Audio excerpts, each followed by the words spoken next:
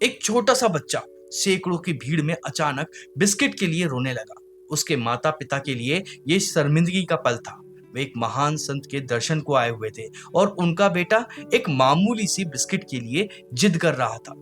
लाख कोशिशों के बाद भी जब वह बच्चा चुप नहीं हुआ तो भीड़ में कुछ कानाफूसी होने लगी। बच्चे की मां ने असहाय होकर अपनी आंखें बंद कर ली। तभी भीड़ के शोर को चीरती हुई एक आवाज आई। वो आवाज जमीन से 12 फीट ऊपर बने एक लकड़ी के मचान से आ रही थी। अरे, उस बच्चे को रोने क्यों दे रहे हो? रोहित को बिस्किट चाहिए, उसे लाकर दे दो। उस छोटे से बच्चे का नाम रोहित था। उसके माता पिता हैरान रह गए। वे यहाँ पहली बार आए थे। सैकड़ों लोगों के बीच बिना किसी परिचय के मचान पर बैठे उस योगी को उनके बेटे का नाम कैसे पता चला, और उसे कैसे पता चला कि उसे सिर्फ एक बिस्किट चाहिए?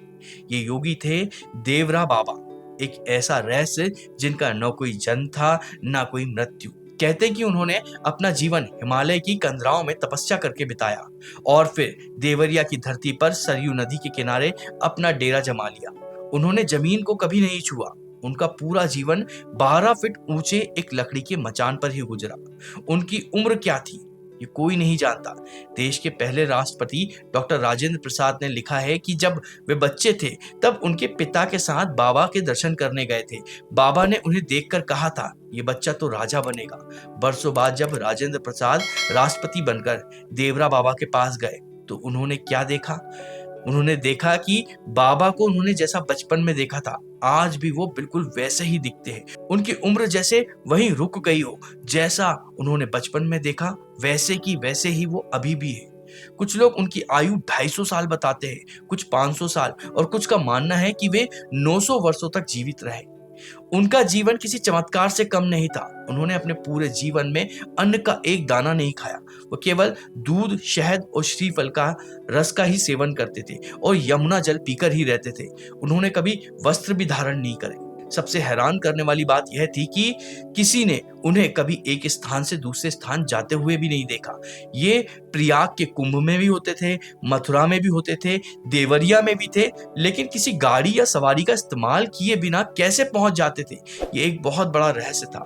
उनके भक्तों का मानना था कि बाबा जल और वायु दोनों पर चल सकते थे।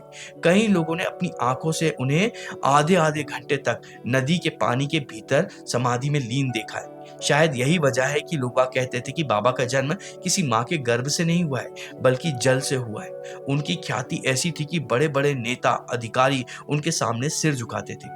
एक कहानी इंदिरा गांधी से जुड़ी है। इमरजेंसी के बाद चुनाव हार कर जब इंदिरा गांधी पूरी तरह टूट चुकी थी तो किसी ने सलाह दी कि वह देवरा बाबा के पास पहुंचे।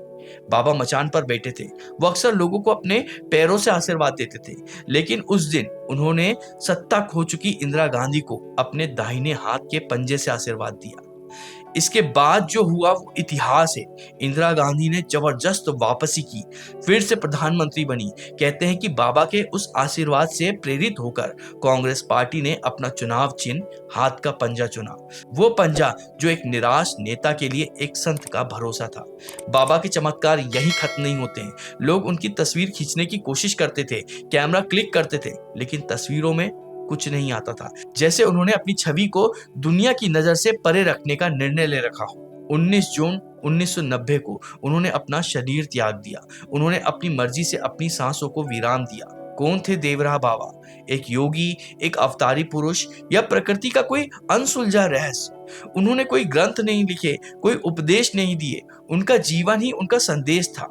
आज भी देवरिया में सरयू के किनारे उनका वो लकड़ी का मचान मौजूद है, एक खाली सिंहासन की तरह, जो हमें याद दिलाता है कि इस दुनिया में कुछ चीजें तर्क से परे होती हैं।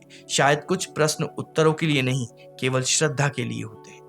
अगर आपको ये कहानी पसंद आई हो तो आप इस वीडियो को लाइक करिएगा, और हम इसी तरह के भक्त और भगवान के अद्भुत चमत्कार, अद्भुत रहस्य के वीडियो लाते रहते हैं। तो वो सब आपको मिलते रहें, उसके लिए आप हमारे चैनल को सब्सक्राइब भी कर लीजिएगा। तो फिर मिलते हैं किसी और वीडियो में, तब तक के लिए